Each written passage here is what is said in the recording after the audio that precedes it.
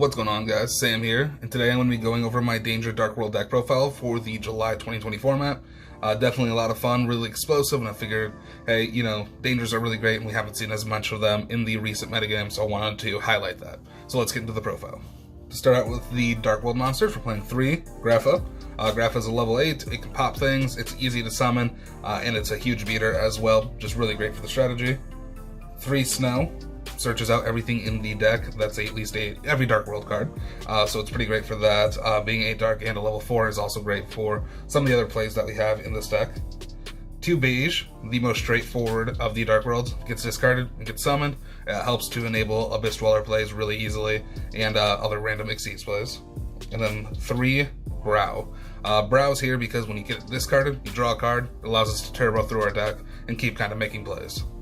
Alright, for the Danger monsters, we're playing 3 Danger Bigfoot. It pops a card if it gets discarded, or it can just summon itself out, and it's a 3k beater. Ogopogo is mainly here because he's another level 8. He can send another Danger to the graveyard to be recurred with other stuff, but mainly he's here because he's level 8.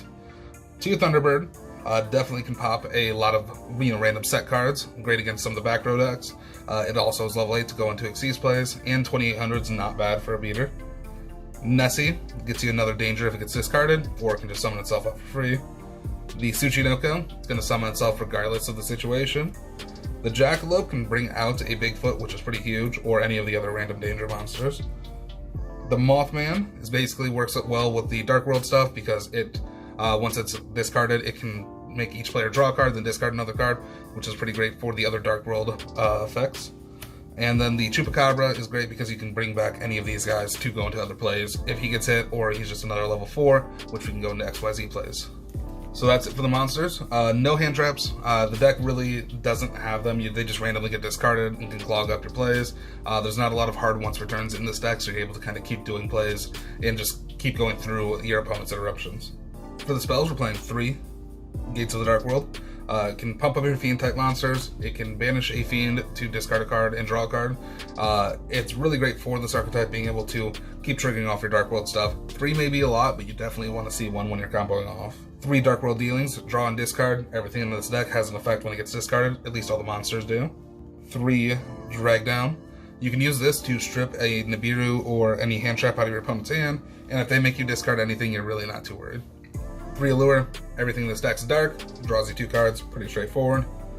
Card Destruction can win the game by itself, it's just pretty insane for that reason.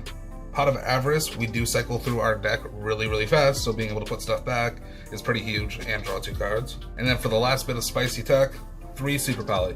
I definitely feel like Super Poly is not being played at the rate that it should right now. Being able to break boards with this card is pretty huge and allows you to go into your OTK, hopefully OTK. You gotta get a little lucky with Dangers and Darkworlds, but being able to take your opponent's monster and combo off from there. For our extra deck, we're playing 1 Mud Dragon, 1 Starving Venom Fusion Dragon, 1 Predaplant Dragos Tapelia, 1 Predaplant, I can never pronounce this dude's name, and 1 World Chalice Guard Dragon, also Almaduke. I can never remember how to say his name. So these are just our Super Poly targets. The Mud Dragon is pretty great, covers most things. The Starving Venom, we also play a lot of Darks, and Darks are pretty common in the metagame. The Dragos Tapelia can hit random stuff, fusion monsters, you can use your opponent's hero monsters, I guess Fluffles, just random other fusion decks out there. And then these 2 are just kind of here for random things. The Almaduke you actually do go into quite a bit. That's really great. There's quite a few link climbing decks out there still, so this card does work well with that. For our links, we're playing 1 Bujinki Ashima, 1 Wee Witch's Apprentice, 1 Nightmare Unicorn, and Boral Sword Dragon. So the Ashima is actually really great because you can discard something, pop this guy out, and then use the card from the grave and a card stuck in your hand to make a link monster of whatever level you did that for. The Wee Witch's Apprentice just gives you a little bit more OTK potential. The Nightmare Unicorn is great just kind of as an out to random things. And the Boral Sword, we are going second deck, so just being able to OTK, it's pretty huge. And then for our XYZ monsters, we're playing 1 Levianeer, not Levianeer. This is here to recur some of the stuff that gets banished. The Abyss Dweller to hit graveyard decks if we do end up going first.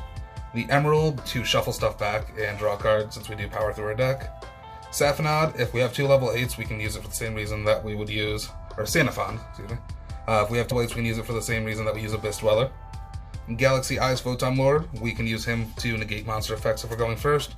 And then one Dingirsu, it's just one of the best level or rank 8s that we can have access to. So tell me what you think about the deck. It's definitely a lot of fun. It's fast, it's explosive, it has OTK potential, it gets to power through your whole deck, which is just exciting for a lot of things. And I do think that the Super Polys are really great for what's going on in this metagame, at being able to answer some things that we might not be able to answer normally with these cards. Remember to drop a like, subscribe, check out my links in the description, and I'll see you guys in the next video.